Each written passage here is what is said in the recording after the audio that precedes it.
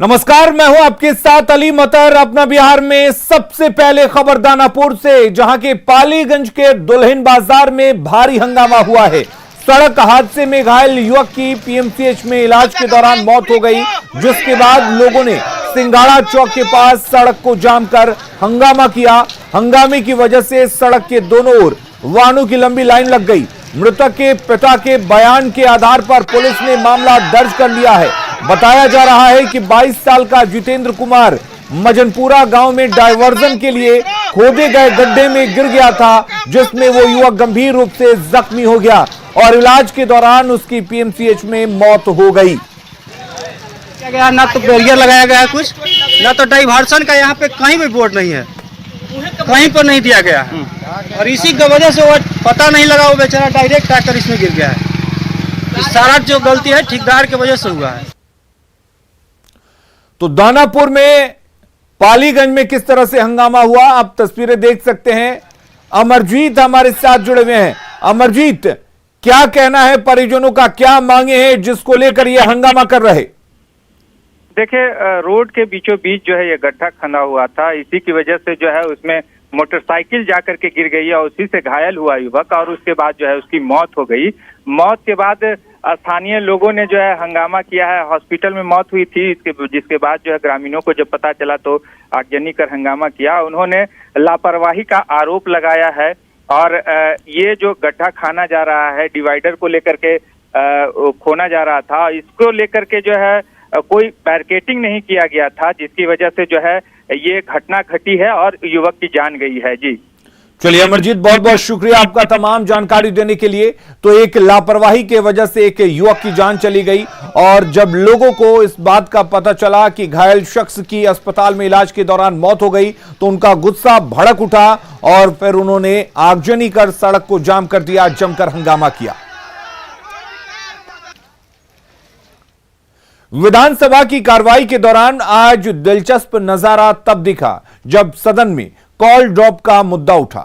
माली विधायक महबूब आलम के सवाल का जवाब संबंधित मंत्री ऑनलाइन दे चुके थे, लेकिन महबूब आलम नहीं दे सके।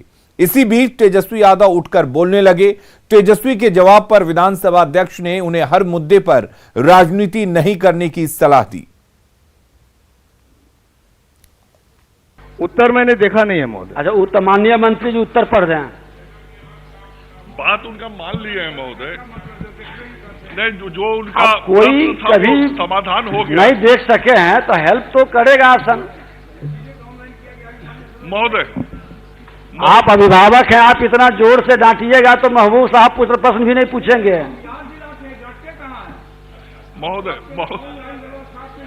महबूब साहब बोलिए, क्यों नहीं देखे ऑनलाइन? अच्छा, आगे से देख लेंगे। ऐसा हो गया कि महोदय फोन जो है एक बार में किसी से बात ही नहीं हो पाता। टावर की इतनी बड़ी समस्या रहती तो इंटरनेट बोलने देते, आप हेल्प करने लगते हैं। कॉल ड्रॉप मिनिस्टर महोदय बीजेपी के ही हैं। अब आप राजनीति हर चीज में मत बतियाइए, बैठिए की बात। और आरजेडी विधायकों ने आज भी सदन के बाहर प्रदर्शन किया। विधायक कर्पूरी ठाकुर और श्री कृष्ण सिंह को भारत रत्न देने की मांग कर रहे थे। विधायकों ने निजी क्षेत्र में आरक्षण लागू करने की भी मांग की।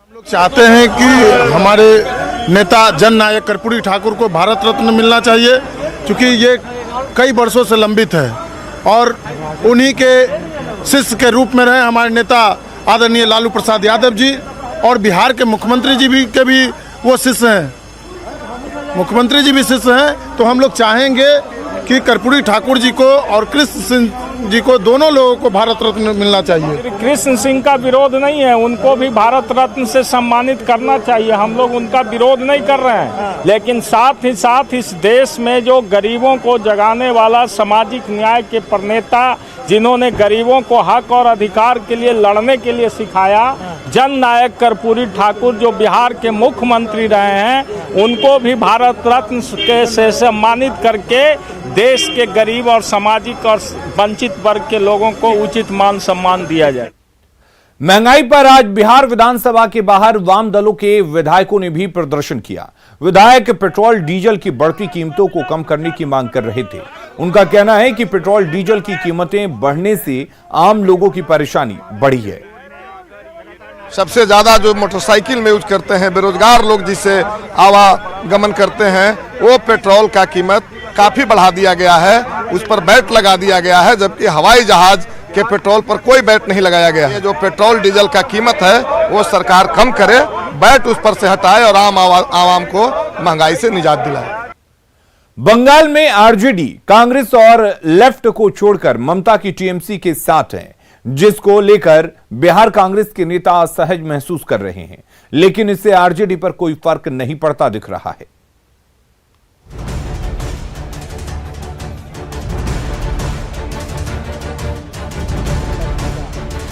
अगर वो अलग चलेंगे, हम लोग अलग चलेंगे तो असहज तो महसूस करेंगे हम लोग। चुनावी लड़ाई बंगाल में छिड़ी है। राजनीतिक दलों की खेमेबंदी भी कोलकाता में हो रही है, पर इसका साइड इफेक्ट कोलकाता से 550 किलोमीटर दूर बिहार की राजधानी पटना में दिख रहा है। वजह है बंगाल चुनाव को लेकर आरजेडी की ताजा स्ट्रेटेजी। बिहार में साथ और बंगाल में सियासत। इसकी वजह से बिहार कांग्रेस के नेता असहज महसूस कर रहे हैं। बिल्कुल, अगर वो अलग चलेंगे, हम लोग अलग चलेंगे तो असहज तो महसूस करेंगे हम लोग, लेकिन हमको लगता है कि हम लोग मिलजुल के बैठ के बात करेंगे और इसका सॉल्यूशन होगा। दरअसल बिहार के महागठबंधन में 5 पार्टियां शामिल हैं। आरजेडी, कांग्रेस, सीपीआई, सीपीएम और सीपीआईएमएल। बिहार में ये सभी पार्टियां साथ में मिलकर चुनाव लड़ रही थी और अब भी साथ साथ हैं। लेकिन बंगाल चुनाव में आरजेडी ममता बनर्जी की टीएमसी के साथ खड़ी है, जबकि बंगाल में कांग्रेस और लेफ्ट एक साथ चुनाव लड़ रही है। यानी कि बंगाल में आरजेडी कांग्रेस और लेफ्ट के विरोधी के साथ है। अब बिहार में एक साथ और बंगाल में विरोधी के साथ आरजेडी के जाने से कांग्रेस में नाराजगी है, लेकिन कांग्रेस की नाराजगी से आरजेडी के नेताओं पर कोई फर्क पड़ता दिख नहीं रहा है। इसलिए कोई क्या बोलता है उससे हम लोग कोई निर्णय नहीं। उन लोगों को भी चाहिए कि सांप्रदायिक शक्तियों को खार फेंकने के लिए एकजुटता का परिचय देना चाहिए। कांग्रेस और आरजेडी के बनते बिगड़ते संबंधों पर बीजेपी नेता तंज कस रहे हैं। साथ में ये दावा भी कर रहे हैं, चाहे साथ लड़े या अलग, जीतेगी तो बीजेपी ही। और तेजस्वी यादव जाए नहीं जाए, कहाँ जाए, उनसे 5 को वोट जो है बंगाल में ठीक नहीं हो सकता है। पहले कहे थे खुद लड़ेंगे, फिर जाके ममता बनर्जी के पास सरेंडर किए, फिर सुनते हैं कांग्रेस हार का आया उनको दिल्ली में मत जाओ, फिर सुनते हैं जाएंगे तो क्या होने वाला है उनसे। सियासत में ना तो कोई परमानेंट दोस्त होता है और ना दुश्मन। कांग्रेस और आरजेडी के संबंध इसी बात की ओर इशारा करते हैं और बंगाल चुनाव तक कांग्रेस और आरजेडी के रिश्तों में आई असहजता के ऐसे ही बने रहने का अनुमान है। न्यूज़ 18 के लिए पटना से शैलेंद्र कुमार की रिपोर्ट। बंगाल में आरजेडी के स्टैंड से कांग्रेस क्यों नाराज है और इसकी नाराजगी के मायने क्या हैं, जरा ये समझने की कोशिश करते हैं। दरअसल बिहार चुनाव परिणाम के बाद से कांग्रेस बैकफुट पर है। अब बंगाल में आरजेडी के स्टैंड से पलटवार का कांग्रेस को मौका मिला है। साथ ही चुनाव परिणाम से पहले प्लॉट भी तैयार होगा। आशा के मुताबिक परिणाम नहीं होने पर घेरना आसान होगा। बिहार में भी आरजेडी पर दबाव बनाने का कांग्रेस को एक मौका मिलेगा और कांग्रेस बिहार में आरजेडी पर दबाव बना पाएगी। आज से देश भर में ग्राम उज्ज्वला योजना की शुरुआत हो गई। केंद्रीय ऊर्जा राज्य मंत्री आर.के. सिंह ने आरा में योजना की ऑनलाइन लॉन्चिंग की। इसके अलावा आरा के रमना मैदान में आयोजित समारोह में सस्ती दर पर एलईडी बल्ब मुहैया कराने की योजना की भी शुरुआत की गई। इस योजना का मकसद ऊर्जा और पर्यावरण संरक्षण को बढ़ावा देना है। योजना के तहत सभी गांव में शिविर लगाया जाएगा। योजना के लिए नियुक्ति कर्मी हर गांव में बिजली उपभोक्ताओं के घर जाएंगे और पुराने 5 बल्ब लेकर 10-10 रुपए में नए एलईडी बल्ब मुहैया कराएंगे। ई वेस्ट प्रक्रिया के तहत ग्रामीणों से एकत्रित किए गए पुराने बल्ब को डिस्पोज किया जाएगा। सरकार ग्रामीणों को महज 10 रुपए में एलईडी बल्ब देगी, जबकि 60 से 70 रुपए प्रति बल्ब लागत की भरपाई मोदी सरकार करेगी।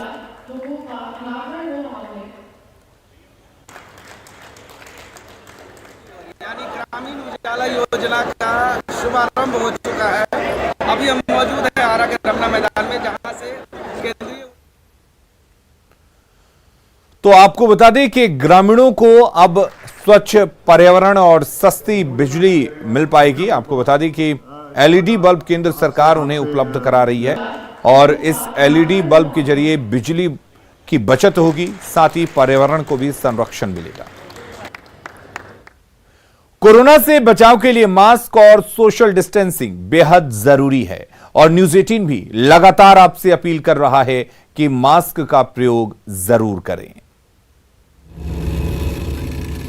आवश्यक सूचना, देश में कोरोना के मामले फिर बढ़ रहे हैं।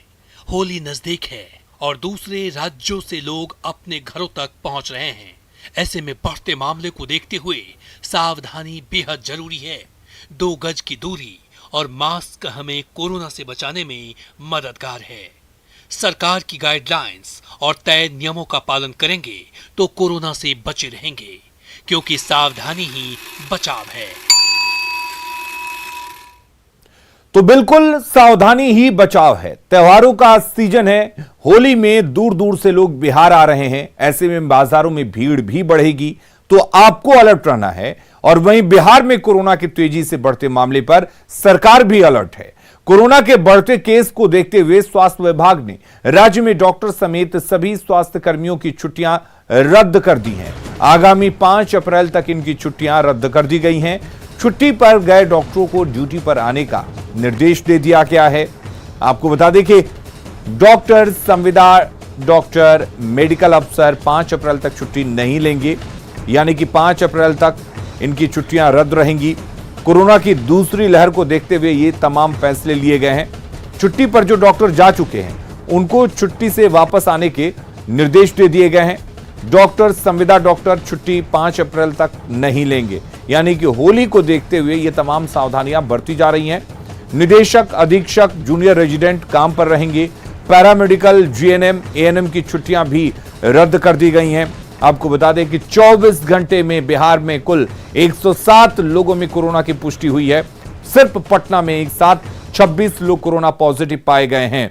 ऐसे में कोरोना के बढ़ते मामले को लेकर दूसरे राज्यों से आने वाले यात्रियों की जांच का निर्देश दिया गया है। लेकिन जमुई की अगर बात करें तो जमुई स्टेशन पर स्वास्थ्य विभाग की टीम लापरवाही दिखी। कोरोना जांच करने वाले 2 कर्मी सामान लेकर स्टेशन पर घंटों भटकते रहे, लेकिन जांच करने वाले बरहट पीएचसी के स्वास्थ्य कर्मी नहीं पहुंचे। इस बीच कई ट्रेन आई और यात्री घर भी चले गए, लेकिन जांच शुरू नहीं हो सका। इस बात की जानकारी जब सिविल सर्जन को दी गई, तब वो स्टेशन पहुंचकर लापरवाह लोगों को फटकार लगाते नजर आए। स्टेशन का जायजा लिया सहयोगी केसी कुंदन ने। कोरोना के बढ़ते मामले को लेकर स्टेशन पर यात्री जो उतर रहे हैं उनका कोरोना जांच करने का निर्देश दिया गया है, लेकिन जमुई स्टेशन पर अगर बात करें तो वहां पर लापरवाही दिख रही है। स्वास्थ्य विभाग का कर्मचारी जो सदर अस्पताल से आए हैं, जो जिला स्वास्थ्य समिति से आए हैं, देख सकते हैं कि घंटों से यहां पर खड़े हैं। लेकिन यहां पर जिनको जांच करना है, मतलब जमुई स्टेशन पर बरहट पीएचसी के लोगों को तैनात की गई है जांच करने के लिए कोविड टेस्ट, लेकिन यहां पर कर्मी नहीं है। और जो कर्मी आए हैं जांच करवाने के लिए, जो सामान लेकर वो यहाँ पर खड़े हैं, बहुत देर से खड़े हैं। बात की गई थी कि आज से यहाँ पर कोविड टेस्ट होगा स्टेशन पर, लेकिन देख सकते हैं कि कई ट्रेनें गुजर गई, यात्री उतर के घर चले गए, लेकिन कोविड टेस्ट यहाँ पर अभी तक शुरू नहीं हो सका है। और जो कर्मी है, जो सामान लेकर जो आए हुए हैं, जो एंटीजन किट है या फिर और भी सामान है जांच करने के लिए, वो यहाँ पर आए हैं, लेकिन ये जांच नहीं हो रहा है। अच्छा, एक बात बताइए, कितना देर से हैं आप लोग? कितना देर से? 5:15 के लगभग आ गए थे सर। कितने बजे से? 5:15 बजे सर। सुबह से? सुबह में। हाँ, तो क्या 6 बजे ड्यूटी था, इसलिए अब यहाँ पहुँच गए अपना ड्यूटी पर। हाँ, तो क्या हुआ यहाँ पर? यहाँ पर सब लोग पता लगा, कहीं थर्मल पूछे थे, कुछ नहीं बोले, तो फिर ऊपर चले गए। हाँ, पीएचसी में तब अभी पता लगा था। अभी पता चला, तभी लोग आया। अभी जांच शुरू हुआ? जी नहीं सर, अभी नहीं हुआ। कितना बज रहा है? 10 से ऊपर हो रहा है। और सुबह कितने बजे से हैं आप? हम सुबह 5 बजे आए थे। सुबह 5 बजे आए थे। अच्छा, ये भी आप कितने बजे से हैं यहाँ पर? 6 बजे से। कितने बजे से जांच करना था? 6 बजे से। गाइडलाइंस करने वाला कोई नहीं है यहाँ पे, ठीक ना। हम लोग कहाँ पे भटकेंगे, जैसे कि कहाँ पे स्टॉल लगाना, स्टॉल लगाने वाले भी नहीं बताएं, हम लोग कहाँ स्टॉल लगा के टेस्ट करें। तो साफ है, ये देख सकते हैं कि ये कर्मी है जो आए हुए हैं यहाँ पर कोविड टेस्ट कराने के लिए, लेकिन ये लोग भटक रहे हैं वो इसलिए कि कहाँ कराया जाएगा, स्टॉल भी नहीं लगा, जबकि जमुई स्टेशन पर कोविड टेस्ट होना। बरहट पीएचसी के लोगों को यहाँ पर तैनात करने की बात कही गई थी कोविड टेस्ट जांच कराने के लिए, लेकिन स्टेशन पर जब ये स्टॉल ही नहीं लगेगा तो कोविड टेस्ट होगा कैसे। और कई ट्रेनें आई और चली भी गई, यात्री भी अपने घर चले गए, लेकिन कोविड टेस्ट अभी तक शुरू नहीं हो चुका। केसी कुंदन, न्यूज़ 18 जमुई। अररिया में एक बार फिर कोरोना से दहशत है। सदर अनुमंडल के सिकटी प्रखंड के कौवाको गांव में बीती रात कोरोना से एक महिला की मौत हो गई। बताया जा रहा है कि 4 दिन पहले बुजुर्ग महिला की तबीयत बिगड़ थी, जिसके बाद उसे अस्पताल में भर्ती कराया गया, लेकिन अस्पताल में उसकी मौत हो गई, जिसके बाद 5 महीने बाद एक बार फिर जिले में हड़कंप मच गया। मृतक महिला का कोरोना गाइडलाइन का पालन करते हुए अंतिम संस्कार कर दिया गया है। वहीं कॉन्टैक्ट ट्रेसिंग कर लोगों की जांच भी कराई जा रही है।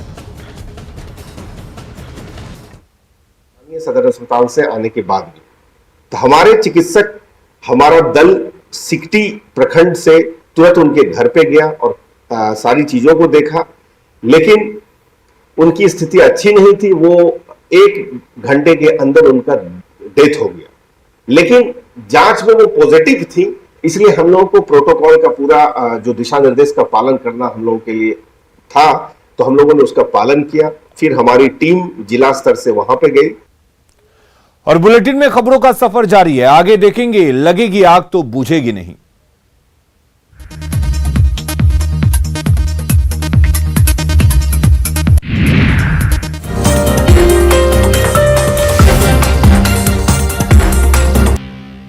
समस्तीपुर जिले के रोसड़ा अनुमंडल में फायर स्टेशन की हालत बहुत ही खराब है। यहां पर कहने को तो कई दमकल की गाड़ियां हैं, लेकिन चालू हालत में सिर्फ एक ही गाड़ी है।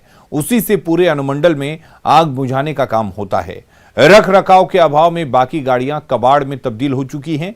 इस बारे में जब स्थानीय विधायक वीरेंद्र कुमार से पूछा गया तो उन्होंने जल्द से जल्द तस्वीर बदलने का भरोसा दिया। जो जर्जर स्थिति में है और एक यहाँ पे एमटी है जो कि चालू हालत में है, जिससे हम लोग आग अभी बुझा रहे हैं। और थाना क्षेत्र में 4 गाड़ी है और हम लोग यहाँ 11 कर्मचारी हैं और हम लोग 24 घंटा जो है इसी गाड़ी का किसी तरह की अग्निकांड होती है, जो इसी गाड़ी पर हम लोग तत्पर रहते हैं और किसी तरह आग पर काबू पाते हैं। यहाँ पर जो अग्निशामक दस्ता केंद्र है उसकी स्थिति बहुत दयनीय है। वहाँ पर एक समरसेबुल बोरिंग करा करके चाहेंगे जो 2 से 3 मिनट के अंदर जो है उस टंकी में भराव हो जाए पानी का, और उसके बाद जो है वो अपने गंतव्य स्थान तक प्रस्थान करे। और रख रखाव की जो बात है तो चाहेंगे जो संबंधित जो पदाधिकारी हैं उसका मेंटेनेंस ढंग से करे। और ऐसे में सवाल यह है कि लाखों की गाड़ियों को कौन कर रहा है बर्बाद। जिस तरह से तस्वीरें देखने को मिली हैं और ये गाड़ियां खराब पड़ी हुई हैं, उसके बाद सवाल यह है कि इन लाखों की गाड़ियों को कौन बर्बाद कर रहा है। सवाल यह भी है कि एक गाड़ी से अनुमंडल का आखिर काम कैसे चलेगा। अगर आग लगती है एक साथ कई जगह तो कैसे आग पर काबू पाया जाएगा। ये तमाम सवाल हैं जो न्यूज़ 18 उठा रहा है। अगली खबर बांका से, जहां पर एक युवक की पीट कर हत्या कर